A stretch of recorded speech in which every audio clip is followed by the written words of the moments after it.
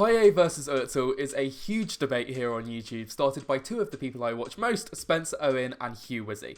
Clearly, Payet and Özil are both very, very good, but who's better? Let's see what the numbers have to say. 1. Let's compare their attacking output from the last few seasons. Before coming to their respective clubs, they were still very good players.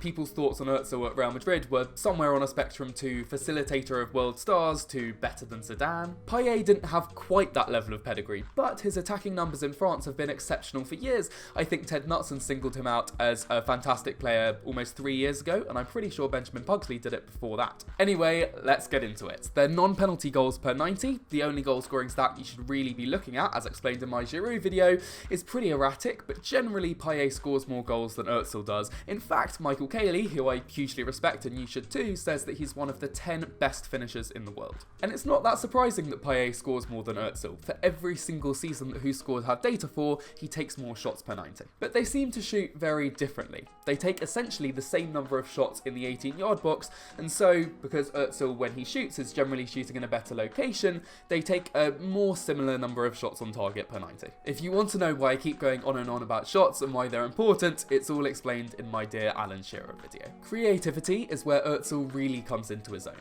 His assists per 90 are off the charts this season and consistently higher than Payet's are, but assists don't mean as much as most people think they mean, so I think we should dig a little bit deeper. It has been shown several times that the number of assists you had last season basically tells us nothing about the number of assists that you will get this season. This randomness between the same players in different seasons implies that players can't control the number of assists they have in a given season, which implies that there's not really any skill in creating assists. Some of you will be screaming at me in the comments right now, "You don't understand football, how can you possibly say that there's no skill in assisting goals?"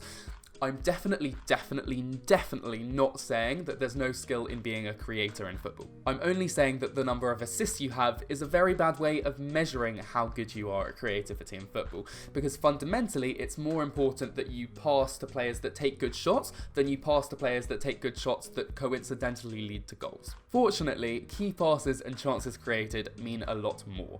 If an assist is a pass that leads to a shot that leads to a goal, then a key pass is a pass that leads to a shot that doesn't lead to a goal, so chances created is a pass that leads to a shot regardless of the outcome. Özil also creates more key passes per 90 than Payet does, and therefore creates more chances, which is the correct creative stat to use because players don't know when they pass whether the pass will become a goal or not. Number 2, let's talk about their attacking output this season. I know Payet's injured at the moment, but they've played almost the exact same number of minutes in the Premier League, so it's a very good time to compare them. Payet has scored 5 goals to Özil's 1 this season, but remember from my Alan Shearer video, blah blah blah, that there are much better ways to measure attacking output than just goals. Payet's underlying numbers also look very promising. 24 shots compared to Özil's 16, 11 shots on target compared to Özil's 6. As we know from before, expected goals is better than these raw numbers because it uses the quality and quantity of shots instead of just the quantity of them. Paul Riley's expected goals model has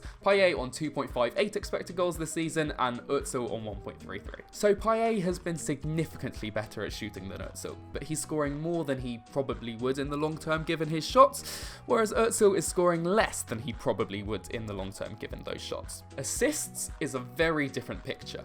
Payet is on a very respectable 3, whereas Özil is on a record-breaking 11. But we know that assists don't mean, well, anything, so it might be better to look at chances created, where Özil is still slightly better, but even then we can look at the quality of chances created. If expected goals measures the quality of a shot, expected assists measures the quality of the pass that leads to a shot. Payet and Özil lead the league in terms of expected assists, but Özil is on another planet. Quick important note though, just like with expected goals, we can show the range of possible outcomes of expected assists.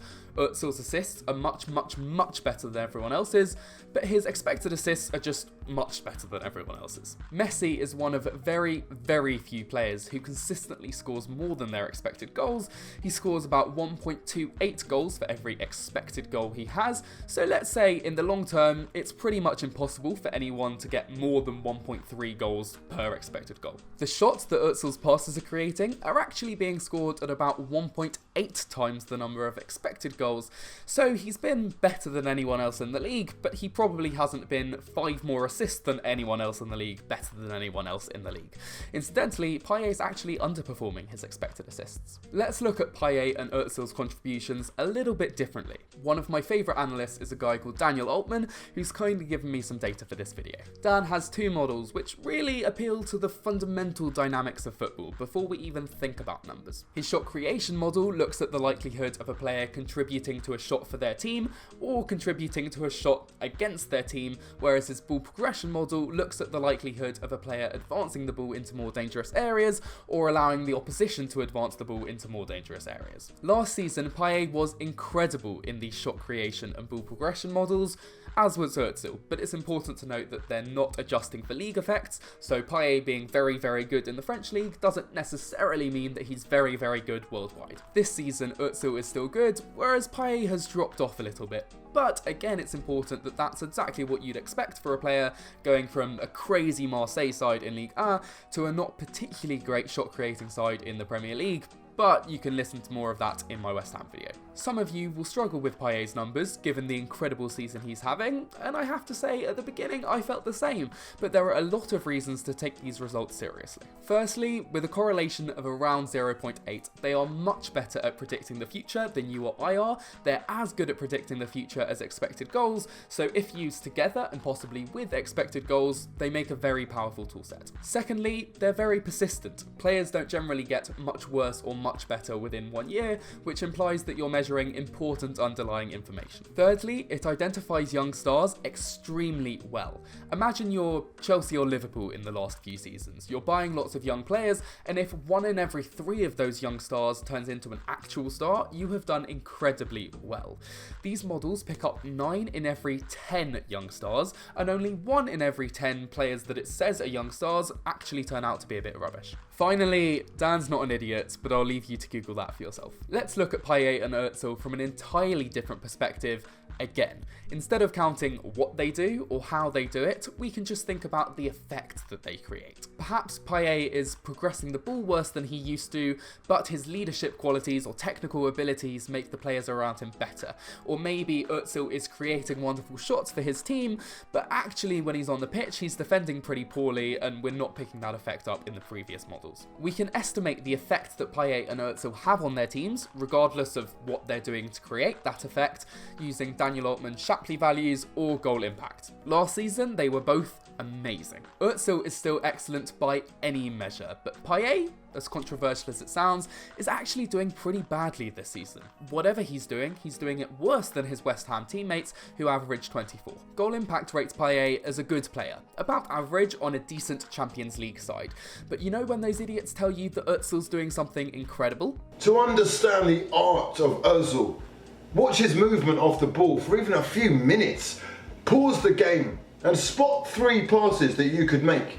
Mesut Özil shows you the 4th in real time. Those idiots are correct. Özil has the 2nd highest goal impact on the planet right now and the 6th highest of all time. In other words, when Özil is playing for your team, he is improving your team more than almost any other player ever would. The number 10 was traditionally a player that made everything tick on a football pitch, but in the modern day, that player has to be able to do a huge number of tasks on top of that. If you're talking about just the goals that they score or the goals that they help other players score, you're failing to capture the incredible, unique ability to create what other players cannot see.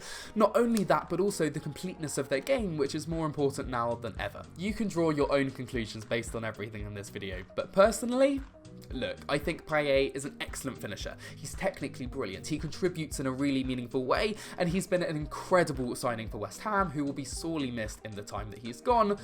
But for me, there's no comparison. Mesut Özil really is the superstar that Arsenal fans wank over. I'm still raising money for Deworm the World Initiative, one of the most effective charities for your money in the world, who are helping solve a severely underfunded problem. I'm donating more than all of my YouTube money and would really appreciate it if you read more about the charity, or perhaps even donated, with the link in the description below. Otherwise, a like would be awesome as ever if you enjoyed. Subscribe for more in future, and I'll see you soon. That game was amazing. Real Madrid 0, Barcelona 4 at the Bernabeu.